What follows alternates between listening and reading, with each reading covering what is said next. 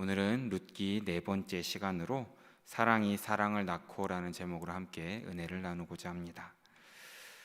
교회를 다니다 보면 세상과는 다른 용어들을 많이 쓰고 또 많이 듣게 되는 경우가 있습니다. 아마 머릿속에 한 가지 단어 정도는 지나가시는 분들도 있을 텐데 태신자, 오순절 이런 단어는 세상에서 쓰는 단어가 아닙니다. 전혀 모르는 단어죠. 그 중에 하나 단어가 이제 오늘 함께 살펴볼 단어는 섭리라는 단어입니다. 섭리라는 단어 역시도 많이 쓰이지 않는 단어입니다. 섭리라는 단어의 뜻은 하나님이 자신이 창조하신 그 만물들을 계획하신 목적에 합당하게 유지를 하고 보존시키는 모든 과정을 의미하는 그런 신학적인 용어입니다. 쉽게 말하면 하나님께서는 우리의 인생과 이 땅의 역사에 대해서 계획을 가지고 계시고 그 계획을 이루시기 위해서 수많은 절차와 과정과 생각을 갖고 계시고 또 하나님께서는 인간의 인생과 역사 가운데에 그 계획하신 것을 이루시기 위해서 수많은 사건에 간섭하시고 결국에는 하나님의 뜻을 이루신다는 것, 이 모든 것을 묶어서 우리는 섭리라고 부른다는 것을 기억하시길 바랍니다. 이제 우리는 오늘 말씀부터 이제 룻기 2장으로 들어오면서 하나님의 백성에게 돌아온 이 나오미와 룻에게 어떤 일을 하셨는지, 또 하나님께서 어떤 것을 준비하셨는지를, 또 하나님께서 어떤 섭리를 보이시는지를 말씀을 통해 함께 살펴보고자 합니다. 지난 시간 이제 베들레헴으로 돌아온 나오미와 룻의 이야기로 1장 말씀이 마무리가 되었습니다. 그리고 이제 새로운 장에 들어가면서 무언가 좋은 일이 있겠지라고 생각이 듭니다. 왜냐하면 우리는 믿음으로 어떠한 일을 결단했고 그 의도가 하나님 뜻에 맞고 선한 것이라면 하나님께서 그것을 축복해 주실 것이다 라고 생각을 할 때가 많기 때문이죠. 그래서 이들에게 하나님께서 삶을 충만하게 하실 것이다, 나오미와 룻은 이제 정말 잘 살게 될 것이다 라는 기대를 갖게 됩니다. 하지만 막상 펼쳐지는 이야기는 이것과는 좀 거리가 있는 이야기가 보입니다. 나오미와 룻이 약속과 회복의 땅인 베들레헴에 왔는데 그들이 경험해야 하는 삶의 고단함과 피곤함은 그냥 그대로 그들에게 멈춰 있었던 것이죠. 우리 2절 말씀을 함께 다시 한번 읽어보기 원합니다. 2절 말씀입니다. 모압 여인 룻이 나오미에게 이르되 원하건대 내가 밭으로 가서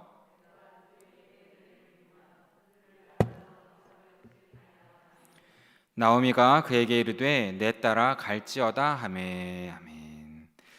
처음 이 나오미와 룻이 베들레헴으로 왔을 때 동네가 떠들썩했습니다. 동네 여인들이 와서 나오미에게 이 사람이 정말 나오미인가 하면서 놀라기도 한 장면을 우리는 기억하고 있습니다. 그런데 이러한 떠들썩함이 다 가라앉자 나오미와 룻은 자신들에게 정말 아무것도 없다라는 것을 깨닫게 됩니다. 10년 전에 나오미가 이민을 나오면서 뭐라도 남겨뒀어야 하는데 정말 모든 것을 다 정리하고 떠났던 것이죠. 그런데 아마 허름한 집 한 채 정도는 남겨뒀던 것 같습니다. 그래서인지 이 나오미와 룻이 기거할 집 한 채가 있었던 것으로 보이죠. 하지만 이외의 상황은 너무나 절망적입니다. 당장 끼니를 해결할 방법도 아무것도 보이지 않았습니다. 이 상황에서 며느리 룻이 나오미에게 말합니다. 추수하는 밭에 가서 떨어진 이삭을 좀 주워오겠습니다 라고 말을 하죠. 이렇게 룻이 말하는 것을 보면 아마도 룻은 레위기의 말씀을 알고 있었던 것 같습니다. 모세의 율법인데 레위기 19장 9절과 10절 말씀을 보면 추수할 때의 율법이 나와 있습니다. 이렇게 나와 있습니다. 너희가 너희의 땅에서 곡식을 거둘 때에 너는 밭 모퉁이까지 다 거두지 말고 내 떨어진 이삭도 줍지 말며 내 포도원의 열매를 다 따지 말며 내 포도원에 떨어진 열매도 줍지 말고 가난한 사람과 거류민을 위하여 버려두라. 나는 너의 하나님 여호와이니라 라고 말씀하고 있습니다. 이것이 이스라엘 사회가 가지고 있었던 사회복지 정책이라는 것이죠. 땅의 주인은 자기 밭의 소출 중에 일부를 자연스러운 방식으로 가난한 사람 그리고 거류민들에게 흘러갈 수 있도록 내버려 뒀어야 했다라는 것입니다.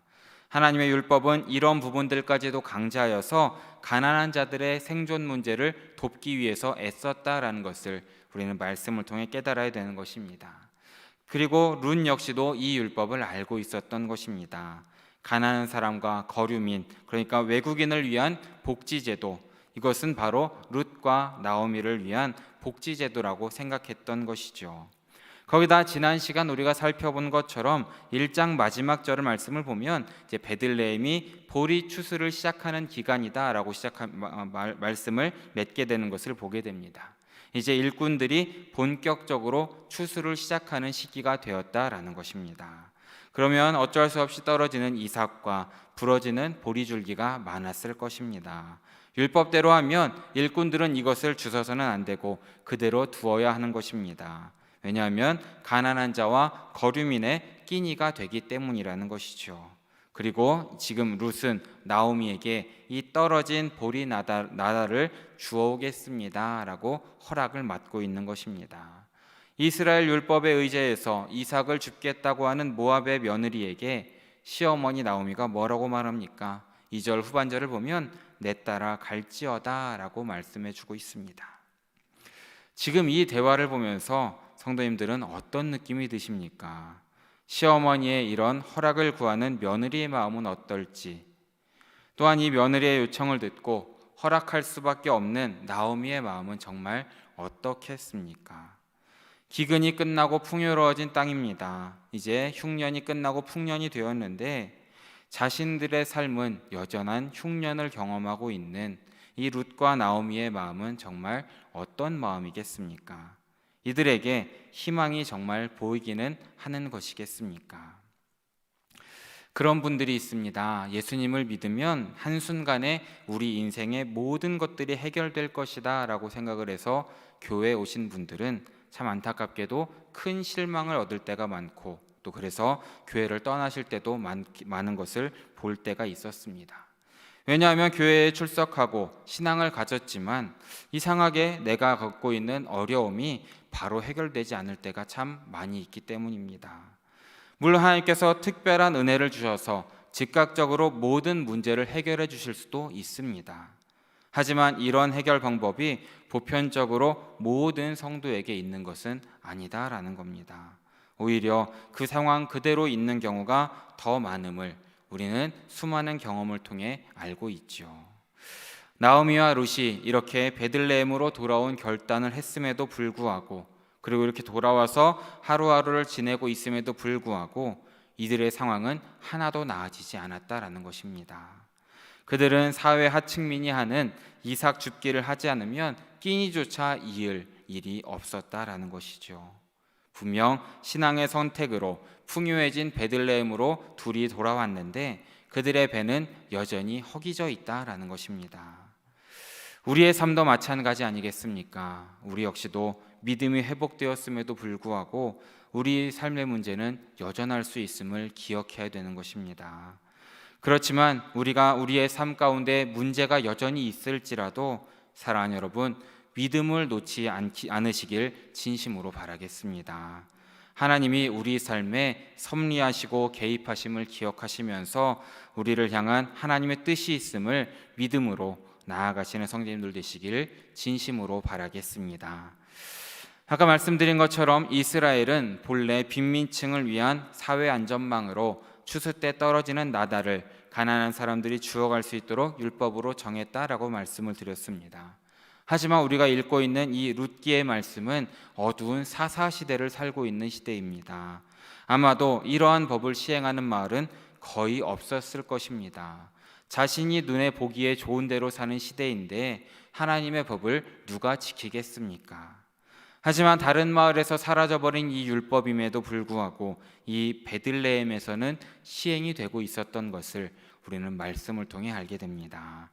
이것은 베들레헴이 아주 어두운 사사시대 가운데에도 특별히 하나님의 가치를 구별한 그런 하나님의 특별한 마을이었다라는 것을 증명해 주고 있는 것이 아니겠습니까? 그런데 우리가 다시 한번 생각해 보면 솔직히 이렇게 떨어지는 나달이 많으면 얼마나 많겠습니까? 그렇게 떨어진 나달을 모아서 과연 얼마의 식량을 얻을 수 있겠습니까? 하루 내내 이삭을 주워 모아 하루 끼니를 때울 수 있을 정도, 그 정도가 되지 않겠습니까? 그것으로 내일 먹고 모레 먹고 그것이 어려울 것입니다. 하루 벌어서 하루 이렇게 먹을 수 있는 그런 정도밖에 안 될 것입니다. 또 안타깝게도 추수 기간이 지나면 어떻게 됩니까? 이 모든 것은 그냥 끝나버리는 것입니다. 무언가 다른 좀 더 안정적인 대책이 필요한 것입니다. 그리고 그때에 룻이 한 사람을 만나는데 바로 보아스라는 나오미의 유력한 친족을 만나게 됩니다. 우리 3절과 4절 말씀을 함께 읽어보겠습니다. 함께 읽습니다. 룻이 가서 베는 자를 따라 밭에서 이삭을 줍는데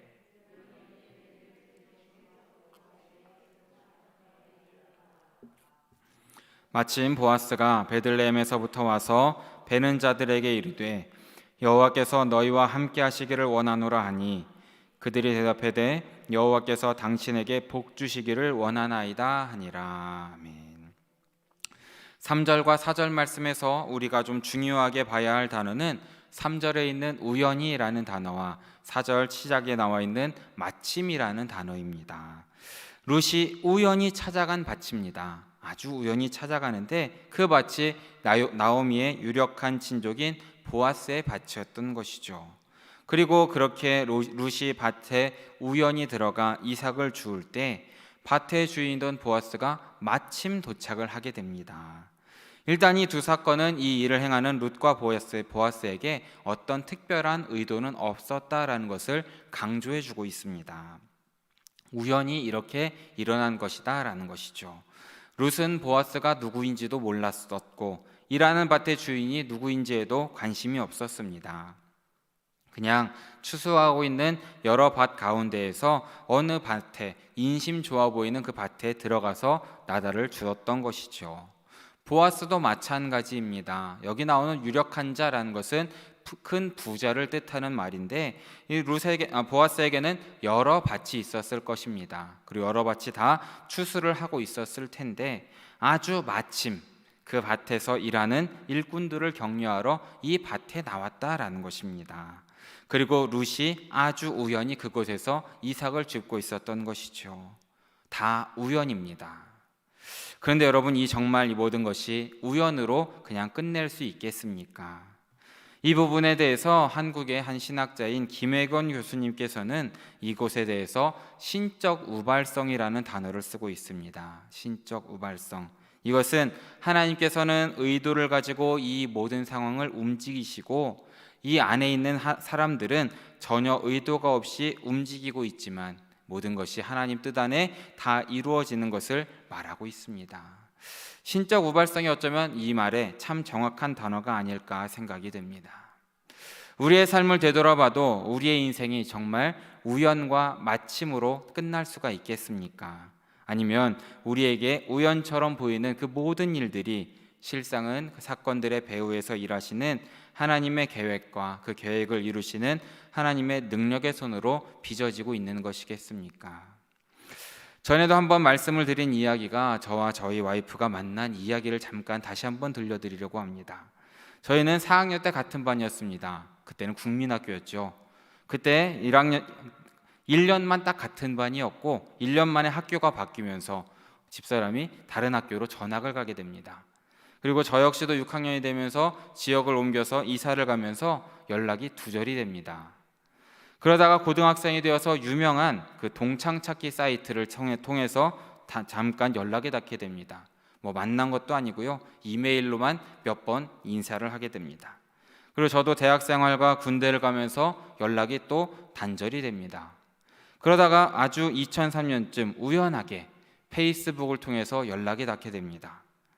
그렇게 연락을 정말 가끔 하다가 2015년에 제가 수련목 과정을 마치고 춘천으로 군선교를 하게 되는데 그때 우연히 좀 시간이 많이 생겼고 저희 집사람도 그 당시 통역사 일을 하고 있었는데 우연히도 그 기간에 통역 업무가 끝나게 됩니다.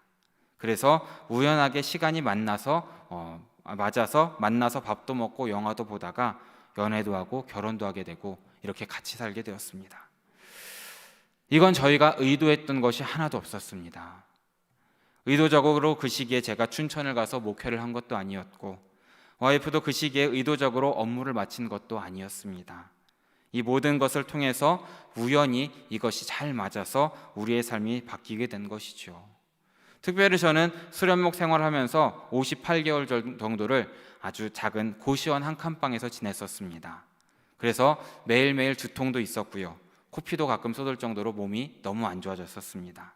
그래서 몸이 많이 부어서 지금은 안 그렇지만 그 당시 95kg 정도까지 몸이 이렇게 불었던 적도 있었습니다.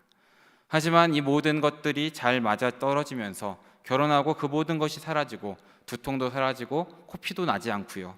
건강하게 잘 살고 있고 또 이렇게 계속해서 목회의 길을 걸으면서 영일교회에서도 같이 함께 목회를 하고 있게 된 것입니다. 저는 이로 인해서 감사하다라고 하나님께 말씀드릴 수밖에 없습니다. 이 모든 것이 하나님의 섭리였고 하나님의 인도였다라는 것입니다. 사랑하는 여러분, 저뿐만이 아니라 여기 계신 모든 분들도 이런 경험이 하나쯤은 있으실 것입니다. 수많은 우연과 우연이 만나서 우리가 지금 함께 영일교회에서 예배를 드리고 있다라는 것입니다. 우리가 누구였는지를 진지하게 생각해 봐야 합니다. 우리가 어떻게 이 영일교회까지 와서 예배할 수 있었겠습니까? 전혀 이야기하지 않았을 법한 사람들이 함께 모여서 우리의 속 이야기를 할 수 있는 그 까닭이 무엇이겠습니까? 저는 이 모든 일에 하나님의 섭리, 신적 우발성이 개입되어 있다라고 확신할 수 있다라는 것이죠. 옛날 노사연 씨가 부른 노래의 가사처럼 우리의 만남은 우연이 아니다라는 것입니다. 무엇입니까? 바로 하나님의 섭리임을 믿으시기 바랍니다. 오늘 우리가 읽고 있는 이 말씀에 있는 룻과 보아스의 만남도 우연인 것처럼 보이지만 결코 우연이 아니라는 것이죠. 이 만남은 하나님의 우연을 가장한 필연임을 기억하시기 바랍니다. 그리고 하나님께서 이 모든 것을 통해서 이제 무언가를 하시려는 것을 말씀을 통해 우리는 또 보게 되는 것입니다. 이렇게 보아스는 밭에서 이삭을 줍는 한 여인에게 관심을 갖게 됩니다. 아마 이 땅에는 많은 사람들이 나달을 주우러 왔을 것입니다. 그런데 보아스의 눈에는 이 룻이라는 한 여인이 눈에 들어왔던 것입니다. 그래서 6절과 7절 말씀을 보면 종이 대답을 합니다. 룻은 나오미와 함께 온 모압 여인이고 성실하게 아침부터 쉬지 않고 이삭을 주운 사람입니다 라고 이 룻을 소개합니다. 그래서 보아스는 이 말을 듣고 룻에게 이렇게 권하는 장면이 있습니다. 우리 8절과 9절 말씀을 함께 읽어보겠습니다. 함께 읽습니다. 보아스가 룻에게 이르되 내 딸아 들으라. 이삭을 주우러 다른 밭으로 가지 말며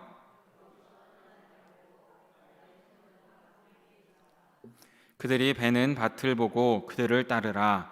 내가 그 소년들에게 명령하여 너를 건드리지 말라 하였느니라. 목이 마르거든 그릇에 가서 소년들이 길어온 것을 마실지니라 하는지라. 아멘. 이 8절 9절 말씀을 보면 이 보아스는 룻을 향해 대화를 시작하면서 세 가지를 약속을 합니다. 첫 번째는 충분한 수입에 대한 약속을 하고, 두 번째는 안전에 대한, 그리고 세 번째는 복지에 대한 약속을 하는 것을 우리는 알게 됩니다. 추수가 끝날 때까지 나의 밭에서 이삭을 줍도록 허락을 하는 것이죠. 이것은 충분한 수입을 보장하는 것입니다. 또한 일하는 동안 자신의 종들에게 명령해서 너를 건드리지 못하게 할 것이다 라는 것이죠. 이것은 아주 법적 보호를 받을 수 없는 젊은 이방 여인에 대한 안전 조치를 하겠다라는 것입니다. 그리고 언제든지 목이 마르면 일꾼들이 길어온 물을 달라 해서 마시도록 허락한 것은 최소한의 이 복지에 대한 약속을 하고 있는 것입니다. 이 약속들은 우리가 볼 때는 어쩌면 아무것도 아닐 수도 있습니다. 하지만 이 모든 것들은 지금 당장 룻에게 가장 필요한 실제적인 약속이다라는 것이죠. 아무런 약속도 없는, 아무런 것도 없는 그에게 이제 충분한 수입을 약속해 주었고, 또한 안전을 허락해 주었고, 또한 근무 복지까지도 책임져 주었다라는 것입니다. 어떻게 보면 룻의 보호의 울타리가 생기는 것이죠. 도대체 그러면 이 사람이 왜 이러나라는 생각이 들 정도의 배려라는 겁니다. 아마 룻도 똑같은 생각을 했던 것 같습니다. 그래서 룻이 이렇게 묻습니다. 우리 10절 말씀 함께 읽어보겠습니다. 룻이 엎드려 얼굴을 땅에 대고 절하며 그에게 이르되 나는 이방 여인이거늘 당신이 어찌하여 내게 은혜를 베푸시며 나를 돌보시나이까 하니. 아멘. 무슨 말입니까? 쉽게 말하면 나는 당신들이 싫어하는 이방 여자입니다.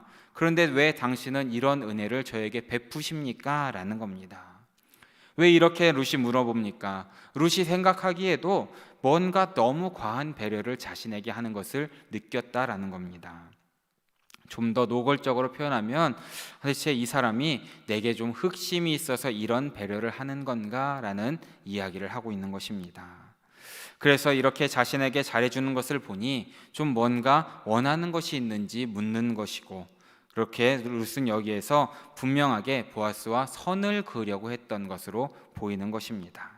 그래서 이제 보아스는 왜 젊은 이방 여인인 룻에게 이런 특혜를 베풀었는지를 설명할 타이밍이 된 것입니다.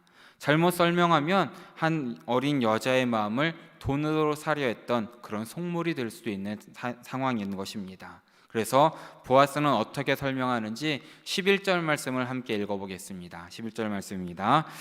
보아스가 그에게 대답하여 이르되 내 남편이 죽은 후로 내가 시어머니에게 행한 모든 것과 내 부모와 고국을 떠나 전에 알지 못하던 백성에게로 온 일이 내게 분명히 알려졌느니라. 아멘. 보아스는 말하는 것입니다. 두 가지 때문에 너에게 잘해주는 것입니다. 하나는 남편이 죽은 후에도 시어머니에게 얼마나 선하게 대했는지 들었습니다. 그리고 두 번째는 시어머니를 또 돌보기 위해서 부모와 고국을 떠나서 이방 땅으로 온 그 헤세드의 사랑을 들었기 때문에 이렇게 선대하는 것입니다 라고 고백하는 것입니다. 우리는 룻기 1장을 통해서 룻이 이 텅 빈 여인이었던 나오미를 어떻게 채우고 사랑했는지를 말씀을 통해 함께 보았습니다. 아무것도 아닌 이 나오미의 인생을 룻이 끌어안았고 둘이 하나가 되어서 베들레헴으로 돌아온 이야기를 우리는 말씀을 통해 알고 있습니다. 아주 작고 사소한, 아무도 알아줄 것 같지 않은 그저 사람과 사람 둘 사이의 이야기입니다. 그런데 이 이야기가 여기저기 소문이 난 것이죠. 그리고 그것이 흘러서 보아스에게까지 그 이야기가 흘러 들어온 것입니다. 그래서 보아스는 이렇게 말하는 겁니다. 당신이 헤세드의 사랑으로 나오미를 섬겼으니까 나 역시 당신에게 헤세드의 사랑을 베푸는 것입니다 라는 겁니다. 그래서 이 부분에서 오늘 설교 제목인 사랑이 사랑을 낳고 라는 말이 나오게 된 것입니다. 하나님께서 보아스라는 인물을 통해서 룻의 인생을 돌보아 주신 이유가 무엇이겠습니까? 바로 룻이 나오미를 향해 보인 그 헤세드의 사랑이 하나님 마음 가운데 있는 긍휼을 만졌다라는 것이죠. 솔직히 룻이 아무리 열심을 내고 노력을 해도 나오미의 텅 빈 것을 채우기는 어려웠을 것입니다. 룻도 가난한 이방인 어린 과부에 불과한 사람인데 누가 누구를 채우겠습니까? 그런데 그 룻의 나오미를 헤세드로 품은 모습이 하나님께서 보셨다라는 것이죠. 그래서 하나님의 헤세드, 하나님의 긍휼이 폭발하였고 하나님께서 직접 팔을 펼치셔서 이제 텅 빈 두 여인을 채우기를 계획하셨다라는 것입니다. 사랑하는 여러분도 혹시 주님의 긍휼이 필요하신지요? 그렇다면 우리의 긍휼이 필요한 영혼을 향해 나아가시고 그 사람들을 헤세드로 안아주시길 진심으로 바랍니다. 그때에 주님께서 우리를 하나님의 헤세드, 하나님의 긍휼로 덮어주심을 믿으시는 우리 성도님들 되시길 진심으로 바랍니다. 이렇게 보아스의 구체적인 도움과 제안 이후에 또 다른 보아스의 축복이 함께 이어집니다. 우리 12절과 13절 말씀을 함께 읽어보겠습니다. 여호와께서 내가 행한 일에 보답하시기를 원하며 이스라엘의 하나님 여호와께서 그의 날개 아래에 보호를 받으러 온 내게 온전한 상 주시기를 원하노라 하는지라. 룻이 이르되 내 주여 내가 당신께 은혜 입기를 원하나이다.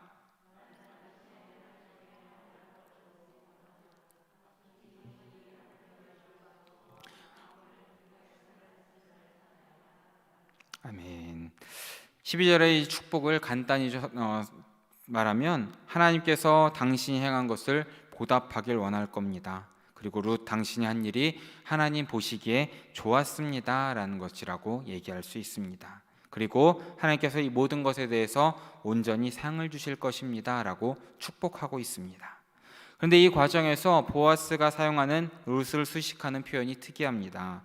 이스라엘의 하나님 여호와께서 그의 날개 아래에 보호를 받으러 온 너에게라고 표현을 하고 있습니다. 이것은 룻이 그냥 단순하게 남편과 시어머니에 대한 의리로 베들레헴에 온 것이 아니다라는 것을 가르쳐 줍니다. 룻이 베들레헴으로 온 이유 중 아직까지 어디에도 표현되지 않았던 하나님을 향한 신앙 때문이라는 것을 보아스는 알았고 그것을 여기에서 표현하고 있다라는 것입니다. 보아스는 룻의 이 모든 선택의 중심에 있었던 하나님의 신앙을 향한 그 마음을 정확하게 알고 깨닫고 있었던 사람이다라는 겁니다. 이렇게 보아스의 특별한 관심이 부담스러웠던 룻이었지만 이 말을 듣고 룻은 마음의 자유를 얻게 됩니다. 하나님만 알고 있는 자신의 중심을 알고 있는 사람인데 그 사람이 어떻게 다른 마음을 품을 수 있겠는가라는 생각을 했던 것이죠.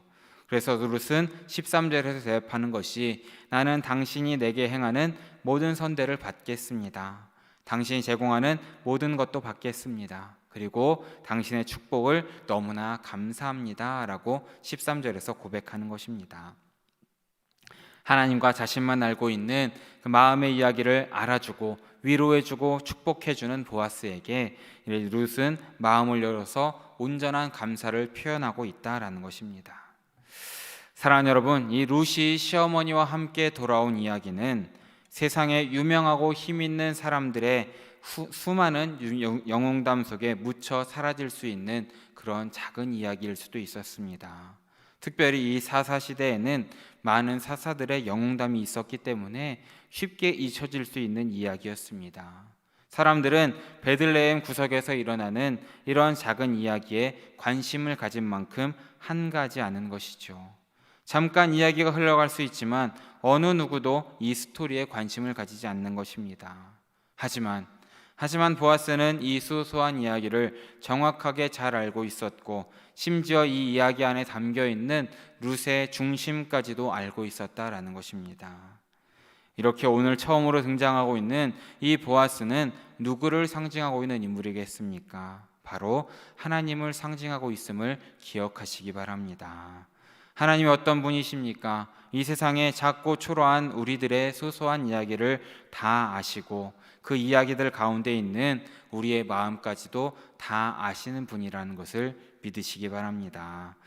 우리가 만들어내는 그 수많은 삶의 이야기들, 누가 기억해 줄 만한 큰 이야기가 있을 수도 있지만 대부분은 작은 이야기들이 더 많은 것이죠. 우리가 만들어내는 삶의 이야기들은 나와 가족 몇 명 정도만 기억하는 이야기들입니다. 그마저도 나 스스로의 기억 가운데 점점 사라지는 이야기들도 있는 것입니다. 그런데 감사한 것은 이런 이야기들을 하나님께서 다 기억하고 계심을 믿으시기 바랍니다. 세상은 우리의 수고를 전혀 알아주지 않을지라도, 정말 우리의 사랑과 헌신을 기억해 주지 않을지라도 하나님께서는 다 기억하신다라고 우리에게 약속하셨습니다. 데살로니가전서 1장 3절 말씀을 우리 함께 마지막으로 읽어보겠습니다. 함께 읽습니다. 너희의 믿음의 역사와 사랑의 수고와 우리 주 예수 그리스도에 대한 소망의 인내를 우리 하나님 아버지 앞에서 끊임없이 기억함이니. 아멘. 이렇게 하나님께서 끊임없이 기억하신다라고 말씀하십니다. 사랑하는 여러분, 주님께서는 이미 다 알고 기억하심을 믿으시기 바랍니다. 그거면 되는 거 아니겠습니까? 이 세상 모두가 우리를 몰라줄지라도 우리 하나님께서, 우리 주님께서 우리를 알고 기억해 주신다면 그거면 된 거 아니겠습니까? 이 시간 우리 주님께서 우리를 알고 우리를 기억하고 계심을 믿으심으로 위로와 격려를 얻으시는 성도님들 모두 되시기를 진심으로 바라겠습니다. 말씀을 정리합니다. 사랑하는 여러분, 우리는 이 땅 가운데 고난을 당할 수 있습니다. 말 못할 서러움도 경험할 수 있습니다. 아마 다 경험하셨을 수도 있고 고난을 경험하고 계신 분도 있을 것입니다. 우리가 행한 아름답고 선한 일들을 아무도 알아주지 않을 수도 있습니다. 룻이 나오미를 위해서 헌신했지만 지금 이삭 줍는 이 신세를 하나도 벗어나지 못한 것처럼 우리도 하나님께 순종하고 이웃을 사랑하고 섬기며 산다고 할지라도 우리가 겪는 많은 어려움이, 또한 우리가 살고 있는 이 상황들이 당장 해결되지 않을 수도 있는 것입니다. 거기다가 우리는 앞으로 얼마나 더 아파하고 인내하고 기다려야 할지도 모르는 것입니다. 제가 강단에서 우리의 모든 문제는 정말 우리의 올해 하반기가 되면, 아니면 내년이 되면 다 사라질 것입니다 라고 외칠 수 있으면 좋겠는데, 그렇게 말하는 것은 그저 거짓말밖에 되지 않을 것입니다. 하지만 제가 그 말씀을 근거해서 드릴 수 있는 말씀이 있습니다. 이 땅에서는 우리가 위로받지 못할 수 있고 수고와 헌신을 아무도 알아주지 않을 수 있지만, 우리가 정말 코람데오의 신앙을 가지고 하나님 앞에서 올바른 성도로 우리가 하루하루를 살아가고 있다면 하나님께서 주시는 넘치는 은혜와 사랑과 위로가 있음을 믿으시길 진심으로 바라겠습니다. 하나님은 다 보고 계십니다. 또한 다 기억하십니다. 그러기에 결국에는 다 채우심을 믿으시기 바랍니다. 베들레헴으로 돌아갔더니 그곳에 보아스가 있었던 것입니다. 그리고 그곳에 우연과 마침으로 역사하시는 하나님이 함께 하셨던 것입니다. 그리고 하나님께서는 자신을 믿는 룻의 믿음과 룻의 사랑과 헌신, 그리고 성도로서 포기하지 않는 그 모습을 보고 기억하고 계심을 확인해 주셨음을 우리는 알고 있습니다. 우리가 이 룻을 위로하는 보아스의 모습 가운데 우리도 경험할 하나님의 위로를 살짝 엿볼 수 있어야 한다라는 것이죠. 그러기에 사랑하는 여러분, 힘을 내시길 바랍니다. 하나님께서 우리를 보고 계시다는, 우리를 기억하신다는 믿음을 가지시기 바랍니다. 우리의 삶 가운데 어려운 상황이 오래 갈지라도, 또한 그 매듭을 풀어낼 수 없다 할지라도 하나님께서 우리를 보고 기억하심을 믿으시기 바랍니다. 그리고 언제일지 모르는 그때에 하나님께서 우리에게 말씀하실 것입니다. 사랑하는 나의 딸, 사랑하는 나의 아들아, 나는 너가 했던 헌신과 사랑과 수고를 안다. 그러니 이제 더 이상 울지 말고 내 날개로 덮을 거다라고 하나님의 위로가 있을 것입니다. 주님께서 우리의 눈물을 씻겨주실 날을 기대하시고 기다리시고 기도하심으로 정말 믿음으로 사랑하고 순종하시는, 사랑하는 영일의 성도님들 모두 되시기를 진심으로 바라고 축원합니다. 함께 기도하겠습니다. 사랑의 주님, 오늘도 이렇게 수요일 저녁 잊지 않고 함께 나와서 또한 각자의 자리 가운데에 주님께 예배할 수 있도록 인도해 주심에 너무나 감사드립니다. 주님, 오늘도 룻기의 말씀을 통하여 또한 깨달음을 주심에 너무나 감사드립니다. 주님께서 우리의 삶을 지켜보시고 우리의 삶을 인도하시고 우리의 삶에 개입하심을 믿고 살아가는 삶이 될 수 있도록 주여 함께하여 주시옵소서. 어떤 어렵고 힘든 일이 있을지라도 우리가 믿음을 잃지 않고 온전히 주님께서 함께하실 그날을 바라보며 살아가는 삶이 될 수 있도록 주여 붙잡아 주시옵소서. 그러므로 하나님의 섭리 가운데 살아가는, 믿음 잃지 않고 살아가는 우리의 삶이 될 수 있도록 주여 인도하여 주시옵소서. 언제나 함께 하시고 언제나 인도하시고 언제나 우리 곁에 계시는 살아계신 예수 그리스도의 이름으로 기도드립니다. 아멘.